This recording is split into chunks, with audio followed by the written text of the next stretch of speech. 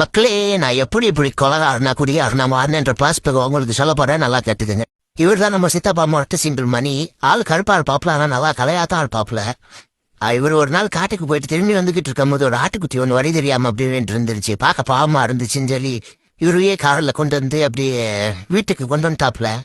கொண்டு வந்துட்டு நல்லா குளிப்பாட்டி விட்டாப்புல. குளிப்பாட்டிட்டு அப்படியே சாப்பாடுலாம் கொடுத்துட்டு இருந்தாலும் அப்போ சரக்கு அடிச்சாப்புல நமக்கு ஒரு பெக்கு கூட தரல. நானே தருவான்னு நின்றுக்கிட்டே இருந்தேன். ஒரு வாய் சரக்கு கூட நமக்கு கிடைக்கல. அப்படியே ஆட்டுக்குட்டியை தூங்க வச்சு திந்தாலும் போய் நல்லா மட்டும் ஆயிட்டாப்புல. கருப்புடி சாவுடி இதான் நம்ம ஃபர்ஸ்ட் சம்பவம். ஆனா சிறப்பான தரமான சம்பவம். இப்போ பீஸை போட்டுக்கலாம், கறியை நல்லா வேக வச்சிடலாம், இப்போ சரக்கு அடிச்சிட்டு நல்லா என்ஜாய் பண்ணலாம். நான் இங்க இருந்து ஆட்டுக்குட்டியே காணா, ஓடி போயிடுச்சோ? போயிருக்காது, சின்ன ஆராச்சே. இவன் என்ன சரக்கு இருக்குது, கறி வேகுது, ஏது இவனுக்கு? ஆஹா, கேர்கிட்டதோ இது இவன் தான் அடிச்சு கொண்டிருக்கான் ஆட்ட. இன்னைக்கு ஒரு புடியா, இன்னைக்கு ஒரு டீ சாவுடா. ஆஹா, சித்தா புதுசாராயிட்டா, இதுக்கு மேல அந்த அடிச்சு ஆளை கழி பண்ணி போடுவான். அப்படி ஒன்னாதான் ஃப்ரெண்ட்ஸ்.